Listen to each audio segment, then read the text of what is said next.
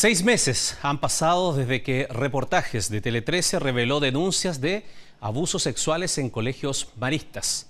Hoy una veintena de relatos serán incluidos en una querella por asociación ilícita que se va a presentar durante la próxima semana. Nuevos detalles del caso remecen a la segunda congregación educacional más grande del país. Este es el reportaje de Paulina Figueroa y de Patricio Martínez. Cada vez que me abusaba me decía: me hiciste pecar. Debido al abuso, él me hablaba mucho que tú eres un elegido, eres un becerro. Las cosas que yo vi eran como las láminas de un álbum incompleto. Hace 3 meses atrás completé el álbum.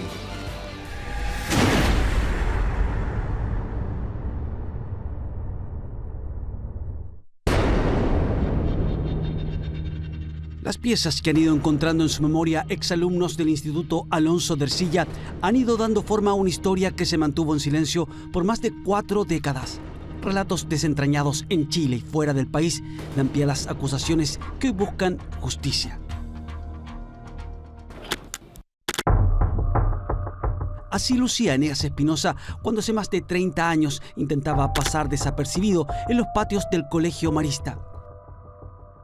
Las mismas habilidades que lo llevaron a figurar durante sus primeros años en estos patios lo expondrían ante el temor que lo persiguió el resto de su vida como escolar.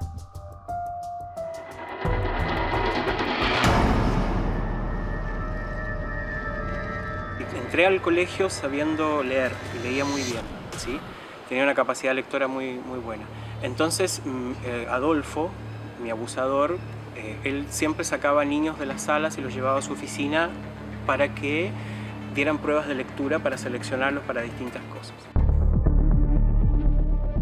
Durante sus últimos meses de terapia, Eneas ha logrado reconstruir en su memoria imágenes que había olvidado, escenas que lo llevan a efemérides y actos celebrados durante sus primeros años de enseñanza básica. Nosotros estábamos en bambalinas, en el gimnasio del colegio, a la espera de salir a leer nuestro libreto como presentadores. Estábamos en este lugar y pasaban los hermanos. Yo recuerdo casi todos los que pasaban en ese momento eran hermanos españoles. Recuerdo muy bien el olor que tenían, la tela de la ropa. Y lo recuerdo muy bien porque ellos a nosotros nos manoseaban. Era como si nosotros estuviésemos en un lugar en exhibición, digamos, porque ellos se acercaban y en vez de acariciarte la cabeza o decirte qué lindo niño, directamente te metían las manos donde no correspondía. Incluso algunos te aproximaban, agarraban mi cabeza y se la ponían cerca de sus genitales, en unos gestos que, por supuesto, que no eran afecto, eran otra cosa. Desde su departamento en el barrio de Belgrano, en Buenos Aires, Eneas reflexiona sobre detalles que volverían más grave su denuncia sobre abusos sexuales en el colegio santiaguino. Y eso ocurría con varios hermanos cerca, lo cual a mí me hace pensar que sí sabían, que sí estaban organizados y que esto no era solo un secreto en donde iban a una oficina. Las escenas que han ido volviendo a su cabeza se han ido ampliando cada vez más con la ayuda de una terapia. Y aunque el hermano Adolfo Fuentes es quien más se reitera en las imágenes de abusos, un religioso denunciado por otros exalumnos también ha aparecido. El hermano Monasterio también abusó de mí, ¿sí? Si bien es cierto, el hermano Monasterio no fueron varias veces, ni fue una situación como la de Adolfo sistemática, sí logró atraparme en su oficina y logró, digamos, empezar a sobarse contra mi cuerpo y hacer una serie de cosas que buscaba obviamente placer sexual él, utilizándome a mí, un niño de entre los 6 y los 8 años. 6 meses luego de que los primeros relatos se hicieran públicos a través de Reportajes T13, al menos 10 hermanos maristas han sido denunciados. En ese lapso, el exalumno José Vicuña se enteraría de hechos que cambiarían radicalmente la percepción que tenía de algunos miembros de la congregación. Inclusive fue amigo, fuimos muy amigos con uno de los que dicen que es el peor de los depredadores que ha tenido los maristas, Abel Pérez. Estaban los hermanos que ahora nombran, que yo no los creía, lo voy a repetir, yo honestamente nunca lo creí hasta que un pariente mío me dice que fue víctima de ello y mi mundo cambió. Su paso por el Ercilla de los 70 estuvo marcado por largos partidos de fútbol. En medio de uno de ellos habría ocurrido un hecho que hasta hace poco le parecía inexplicable, pero que a la luz de los últimos relatos hoy le hace sentido.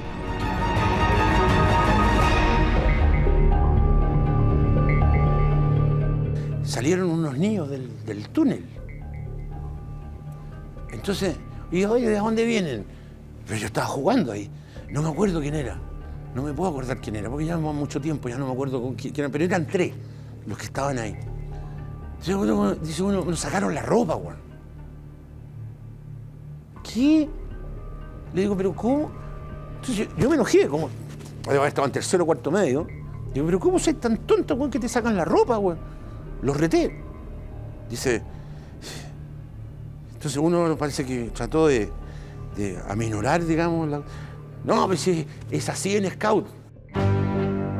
Otra de las piezas que permitió a este exalumno del Alonso de Ercilla armar su puzzle se remonta a la época en que preparaba la primera comunión. Como los hermanos maristas no están facultados para otorgar ese sacramento, distintos sacerdotes, entre ellos el capuchino Sergio Uribe, ingresaban al colegio para otorgar el sacramento. Me siento y el tipo me dice que me acerque más. Acércate más. Con 11 años yo le hago caso y me acerco un poquito más. Un poquito más. Entonces me toma un brazo, me toma la mano.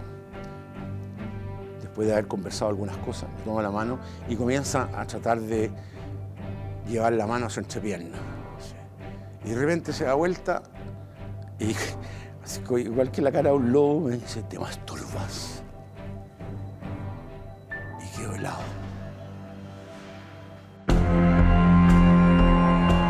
Vicuña cuenta que salió arrancando y desde entonces procuró mantenerse alejado del sacerdote capuchino. Nadie se preocupó en ese colegio de preguntarme ¿por qué no hiciste la primera comunión si te preparaste? Era obligación, era un colegio católico. Nadie. La denuncia de este ex seleccionado de fútbol del Ercilla no es la única de un exalumno contra el sacerdote capuchino. Hechos más graves son relatados por Jorge Franco. Cuenta que cuando tenía 13 años, Sergio Uribe le ofreció consejos para superar un problema. Así fue como habría llegado hasta la iglesia de los capuchinos. Y él después de un rato me invitó a su habitación.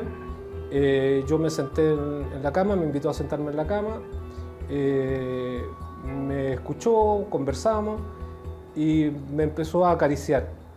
Y acto seguido noté que él estaba excitándose, me tomó su mano y me la llevó a sus genitales. Y junto con eso me obligó prácticamente a tener sexo oral con él. Franco asegura que aquello cambió su vida en 180 grados. De ser un alumno modelo, se transformó en otra persona. Líder de la pastoral, líder dentro de mi curso, líder en la zona centro, los colegios católicos, etc.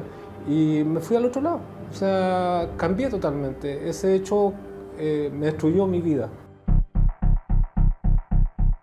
Consultada por Tele 13, la Congregación de los Hermanos Menores Capuchinos respondió a través de un comunicado que creen en el respeto irrestricto a la persona humana y su dignidad. Se declaran dispuestos a colaborar con una investigación civil y canónica. El documento sostiene además que desean un pronto esclarecimiento de los hechos para poner fin al sufrimiento de los involucrados. El ingreso de sacerdotes a los colegios maristas era una práctica habitual. La confesión de los alumnos así lo justificaba. Pero Jorge Franco y Jaime Concha aseguran que ese contexto habría sido usado por algunos presbíteros para cometer abusos. Ambos recuerdan puntualmente una escena en que dicen haber sido llevados a un sótano donde los esperaban 2 sacerdotes. Nos convocaron a 3 compañeros de curso, entre medio Jaime, otro más y yo, para estudiar o analizar si nosotros teníamos una vocación sacerdotal. Y para esto nosotros teníamos 12 años.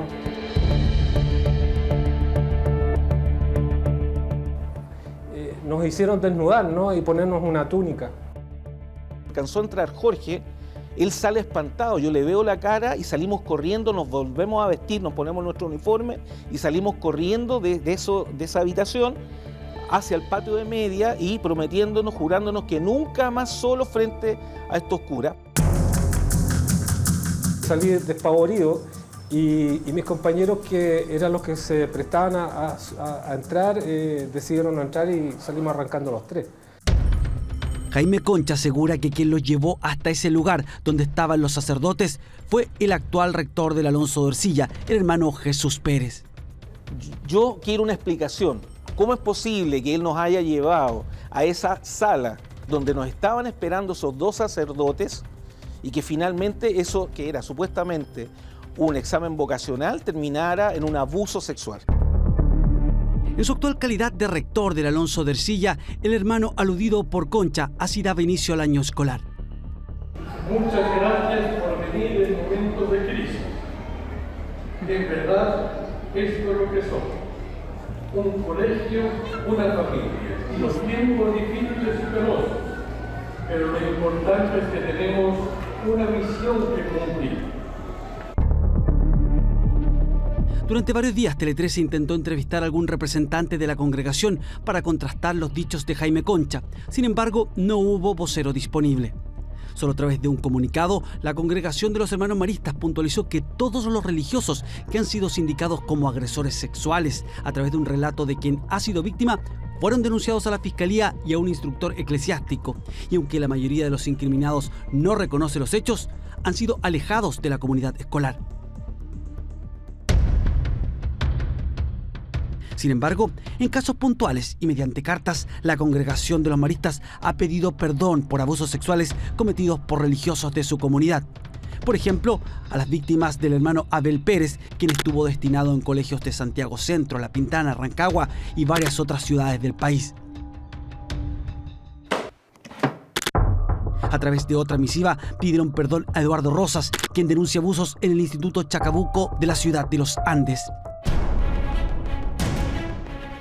Isaac Ibovich es otro de los que por estos días recibió una carta de la congregación. En ella se declaran conscientes del daño que un miembro de su organización le ocasionó cuando era niño. Le piden perdón y manifiestan vergüenza y dolor.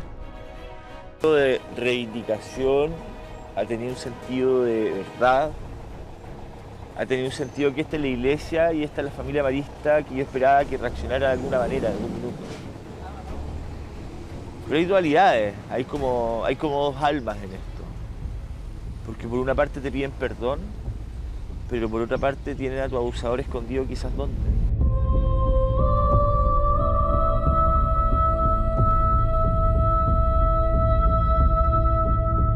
La ubicación del hermano Adolfo Fuentes es un misterio.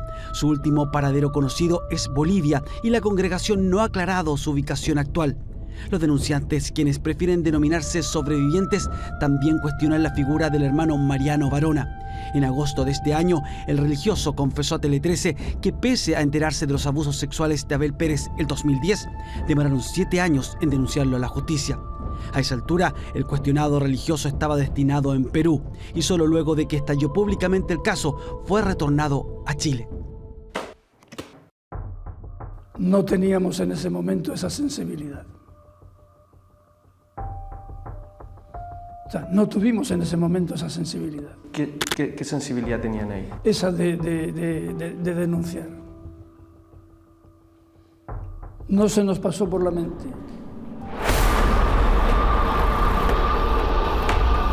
Pero el hermano Mariano Varona no habría sido el único que estuvo al tanto de que abusos sexuales se habrían cometido en colegios maristas. Al menos es lo que se desprende de los testimonios que ha recogido el abogado Juan Pablo Hermosilla y que serán agregados a una próxima querella.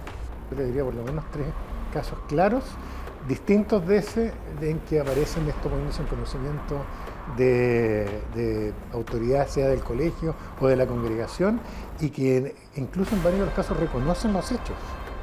Y lo impresionante es que reconozcan que los hechos son efectivos, no los niegan, y por otro lado no toman las medidas para evitar que esto siga ocurriendo. Y de hecho siguen ocurriendo después de estas denuncias. La querella por asociación ilícita que sería presentada durante los próximos días incluye los testimonios de una decena de víctimas y otra de testigos. Relatos que se cruzan en varias partes y que, según el especialista en este tipo de causas, aportan mayor credibilidad. Que sean tantos los casos que se han publicitado y sean todos concordantes, muchas personas que no se conocían unos con otros, además relatan los mismos en colegios distintos, en tiempos distintos, que hace que adquieren una credibilidad inmediata, y esto además obviamente sin ninguna ganancia secundaria para las víctimas, igual que en el caso de Caradima, en que solo, incluso la exposición pública de estos casos solo trae costos para ellos. Los antecedentes de la inminente querella y las denuncias que durante estos meses han llegado directamente al Ministerio Público serán investigadas por la Fiscalía Metropolitana Sur. Un equipo especializado de la PDI está dedicado a realizar todas las indagatorias. ¿Por qué se elige además un equipo investigador único? A objeto de que estas denuncias, que en algunas de ellas existe mismas víctimas, en otras se repiten algunos imputados, existe un lugar de comisión común. El objetivo de esto es que ese equipo investigador se aboque a la investigación de todas estas denuncias, con lo cual se pueda tomar contacto con las víctimas y no exista revictimización de quienes efectúan las denuncias. La Fiscalía está abocada a investigar todo tipo de abusos sexuales cometidos en cualquier fecha y lugar, pero también posibles encubrimientos. Pero si se llegara a comprobar de que hubo conocimiento y no se denunció a la justicia, ¿estaríamos frente a un ilícito en esa hipótesis? Bueno, nuestra legislación actualmente considera una figura penal que es la de la obstrucción a la investigación. La justicia canónica lleva adelante su propia investigación. El sacerdote salesiano David Albornoz ya ha interrogado a algunos denunciantes. El Vaticano también ha manifestado su interés en el caso. Durante su último día en Chile, el enviado papal para el caso Barros, el obispo de Malta, Charles Chicluna, se hizo un espacio para oír directamente el relato de los exalumnos del Instituto Alonso de Ercilla. Tenemos la tranquilidad que ahora los antecedentes van a estar con Francisco y el Vaticano, y ellos decidirán si siguen encubriendo o hacen justicia.